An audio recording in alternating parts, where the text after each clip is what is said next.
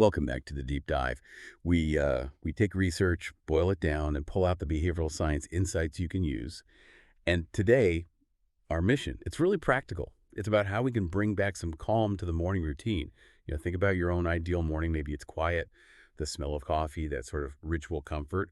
Well, for many caregivers, especially in dementia care, that's gone. We're looking at research targeting what's often called morning confusion, where someone like the Mrs. K in one of the studies starts the day in this cycle of agitation, maybe wandering, asking the same questions over and over. Is it Sunday again? Did I eat? Why is the table set already? That kind of thing.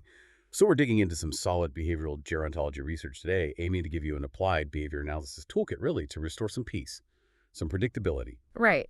And I think we need to get straight to the core idea here. This confusion, it isn't defiance. It's not deliberate. From a behavioral standpoint, what we're seeing is distress caused by, well, an environment that's waking up much faster than the person's brain can actually process.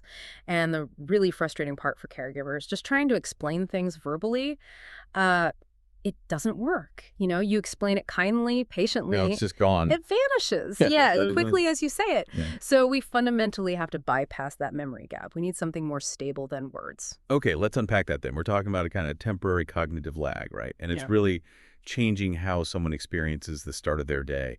But why mornings? What makes them such a flashpoint?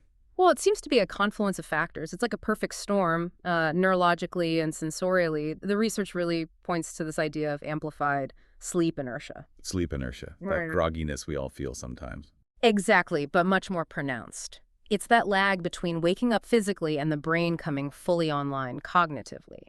And it's made worse, of course, by difficulties retrieving memories. So you have this inherent vulnerability, and then bam, it gets hit by really sharp environmental changes. We can actually list specific triggers, the antecedents in ABA terms, that tend to overload the system. Okay, like what?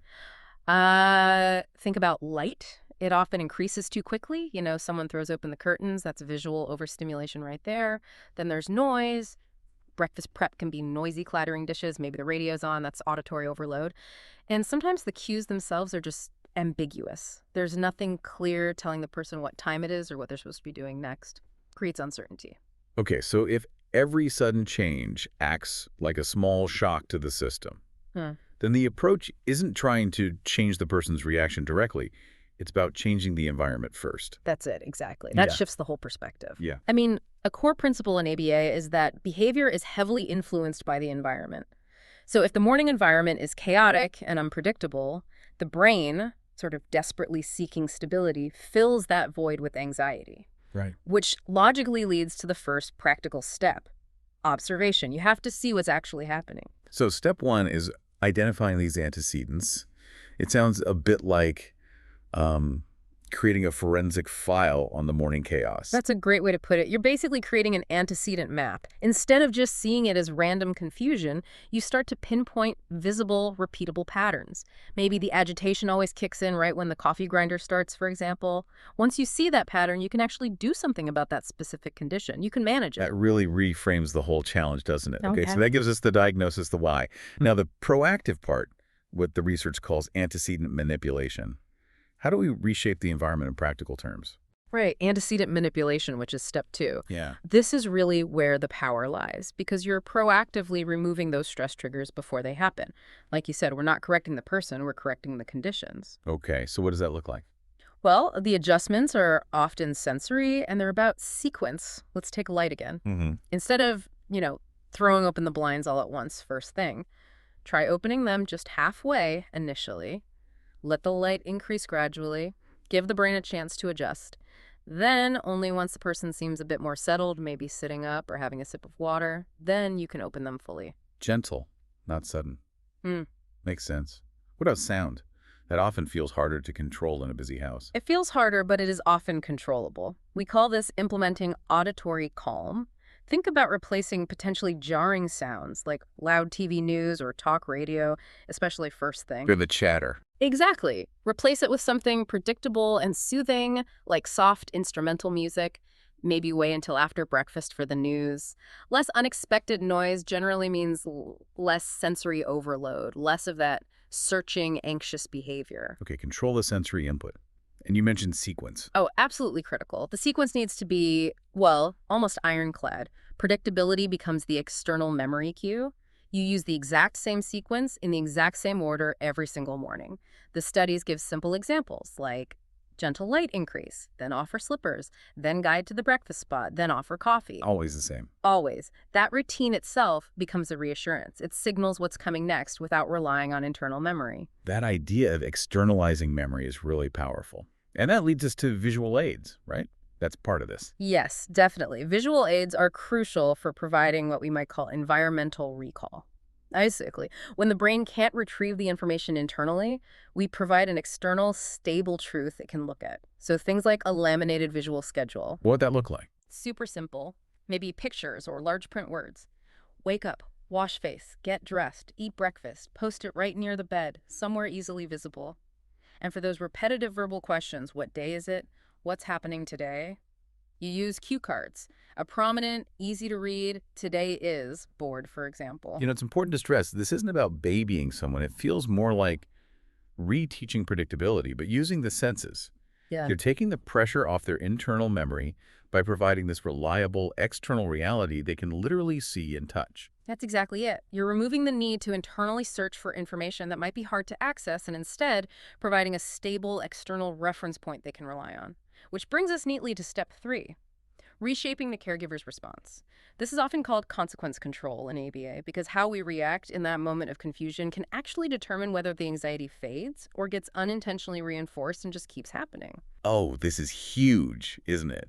Because that verbal loop, that understandable frustration, Mom, I just told you it's Tuesday, that must be incredibly draining for everyone. It is absolutely exhausting. And that kind of verbal response, while totally understandable, is often the old way. It tends to focus attention, reinforcement on the verbal question itself. So the new response, guided by this behavioral approach, shifts the focus. Completely. The new response focuses on visual certainty. Instead of just answering, you redirect. So instead of, it's Tuesday. It's a good question. Let's check the board together. See, it says Tuesday. It seems like such a small wording change, but behaviorally, why is that shift so significant? What's actually happening there? It's a fundamental shift in reinforcement. In the first case, just answering verbally, maybe with a bit of frustration, you're essentially reinforcing the act of asking the question with your attention. The question gets you interaction. In the second case, by calmly redirecting to the visual aid, you shift the reinforcement. You're now reinforcing the act of looking at the stable cue for the answer. You're teaching reliance on the environment, not on the fleeting verbal answer. You're reinforcing independent referencing. Precisely. You're teaching a new, more reliable way to find the answer. That's practical behavior analysis right there. Okay, so that leads to step 4, which is about reinforcing calm and orientation. It's not enough to just set up the environment and redirect. We need to actively acknowledge when things are going well. Yes, we need to make sure that the desired state, calmness, or even just engaging calmly with the routine feels noticed, feels reinforced. Making calm feel seen. I like that. And specific praise is key here. We're not just saying good job, we're acknowledging the specific behavior that contributes to the calm. So things like, you found your slippers all by yourself this morning, that's wonderful. Or, I love how you check the calendar first thing today. Because behavior that gets acknowledged is more likely to be repeated. Exactly. You're actively building comfort by rewarding stable engagement with the routine we've set up. Let's tackle some of the common challenges caregivers run into when trying to implement this. For instance, refusing breakfast is pretty common.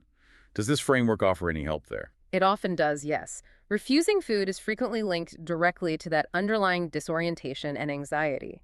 When you're confused and anxious, your appetite tends to plummet. Makes sense. So the research suggests that using this calming framework first can help.